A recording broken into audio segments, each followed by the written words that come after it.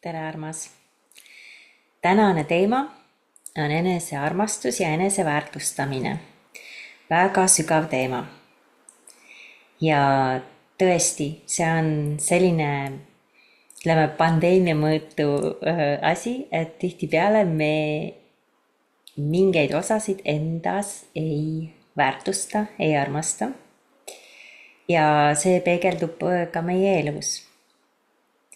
Et tegelikult on ju, kui me vaatame suuri tööstuseid, kas või ilutööstus ja jälgime reklaame, siis need on kõik üles ehitatud sellele tundele, et sa ei ole piisav sellisena, nagu sa oled. Saladus on see, et sa oled piisav. Aga paraku me oleme ühel hetkel loonud elus endale uskumused, et me ei ole. Ja need uskumused siis, et me ei ole milleski piisav, kas piisavalt targad, piisavalt huvitavad, piisavalt ilusad ja nii edasi. Need siis saboteerivad meie elu. Ja hoia alt, kui keegi juhtub siis vajutama mingit nupukest meil, mis nii-öelda siis käivitab selle tunde, et me ei ole piisav, siis me oleme vihane, ägestume, oleme kurvad ja mida iganes. Ja seda mittepiisavust, et seda me üritame siis igat moodi kompenseerida. Kes kompenseerib ületöötamisega, kes kompenseerib alkoholiga, kes kompenseerib ostmisega, lihtsalt ostlemisega. Et neid on hästi-hästi erinevaid tehnikaid, kuidas me üritame siis nii-öelda iseenda eest seda ära peita, et meil on see uskumus. Ja need on valdavalt siis sellised alateadlikud käitumismudelid. Aga see selleks. Esimene ülesanne on üsna lihtne. Ma olen kokku pannud siis 36 armastuse afirmatsiooni iseendale, ehk siis sulle. Ja mida ma palun sul teha, on istuda peegli ette nendega ja hakata lugema. Ja lugema mitte lihtsalt siis vurr ja lähed oma eluga edasi, vaid tõesti lugema mõttega. Niimoodi, et sa loed selle lause, sa vaatad endale otsa peeglis, sa loed selle lause ja siis sa istud ja tunnetad, kuidas see lause nii-öelda maandub sinu kehas. Sest oma sellise aktiivse meelega, mõistusega me võime mõelda, et tegelikult me armastame ennast. Me üritame ennast kogu aeg sellesse rääkida sinna sisse, et me armastame ennast. Ja tegelikult võib-olla isegi, kui sa hakkasid seda videot vaatama, esimene mõte võis olla, et see ei ole minu probleem. Minuga on selles osas kõik korras. Ja miks ma seda nii hästi tean? Ma tean seda väga hästi sellepärast, et kui ma ise olin oma teekonna alguses, siis minul oli hästi tugev seitus.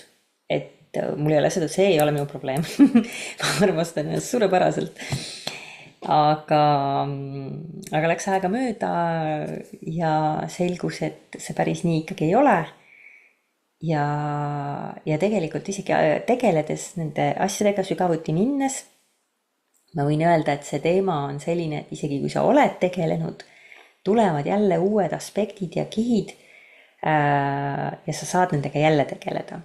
Ehk siis, et kui sa oled ka teinud sellist harjutust varem, siis ma kutsun sind üles ikkagi seda tegema, sest alati saab armastada rohkem.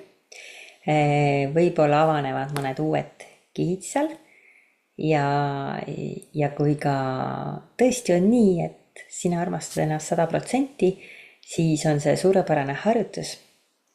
Sellepärast, et kui me nüüd seda keha kuulame, siis nende väidete puhul, mille puhul me tõesti meil ongi see uskumus, et me armastame ennast ja meil on nagu kõik hästi selles, et siis sul on väga hea tunne seda öelda, et see maandub, sul on nagu õndsus kehas, sul võivad isegi külmavärinad tulla ja see on nagu jaa, jaa, su süda on avatud. aga siis nendes osades, kus on nagu ruumi areneda, siis nendes võib olla, et mõnda on isegi nagu kohe täiesti ebamugav öelda. sa ütled ja kohe tunned, et see ei ole päris nii, võib-olla tuleb pisar, võib-olla on lihtsalt väga tugev ebamugav see tunne. ja see on väga hea, sest see ongi siis see indikaator, millega sina saaksid edasi töötada. ja kindlasti on selle harjutuse juures hea, kui sul on päevik ja sa kirjutad iga päev siis üles, millised siis olid need kõige sinu jaoks nagu raskemad, mis tunded sul tekkisid, pööra tähelepanu nendele tunnetele, kirjuta need üles, luba endal tunda ja kirjuta üles ka see, kui on väga hästi, eks ole. ja seal on 36 erinevat siis afirmatsiooni, väga erinevate aspektide osas, mis meil on, sest me võime tunda ennast mingis osas väga hästi, näiteks võib-olla sa tunned enda keha üle uhkust ja sa oled oma kehaga väga hea sõber, aga võib-olla sa tunned, et ma ei ole piisavalt nutikas või ma ei ole piisavalt huvitav või vastupidi. Et meil on hästi palju nagu neid erinevaid osakesi endas, mida me siis ei taha aktsepteerida.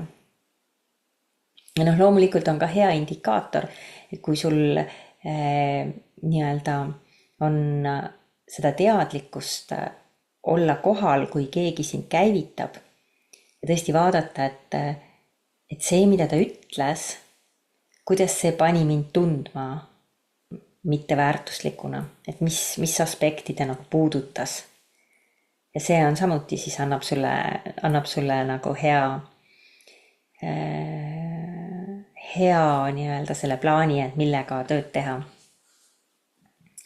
aga jaa, et seal on 36 afirmatsiooni. sa võid teha iga päev kõik need 36 läbi. ja kui sul ei ole piisavalt aega, tõesti, siis sa võid teha nii, et sa teed iga päev 12 ja siis kordad. ja seda harjutust võiks teha tegelikult 21 päeva. et see on selline hästi hea sügav puhastus ja annab väga hea pildi sulle endast ette. Jah, võid siis jagada 12-ks, teed niimoodi 3 päeva ja siis jälle kordad 3 päeva. ja kui sul veel vähem aega on, siis võta kas või nii, et sa võtad iga päev ühe ja teed 36 päeva. Võtad ühe, istud hommikul selle ühe lausega, tunnetad, märgid üles mõned märksõnad ja siis kirjutad selle lause endal kuskile. Kõige parem, kui sa kirjutad selle telefonis äratuskella ja siis paned selle äratuskella mõned korrad päevas helisema. ja iga kord, kui see heliseb, sa loed uuesti selle lause, tunnetad uuesti ja õhtul veel kord. ja järgmine päev lähed siis üle järgmise afirmatsiooniga. et ma tõesti soovin väga ja loodan, et sa lähed selle harjutusega edasi. see on väga hea selline lihtne ja väga tõhus harjutus ja annab sulle väga palju tagasisidet enda kohta ja enda uskumuste kohta. aga seekord aitäh ja kohtumiseni juba järgmises videos.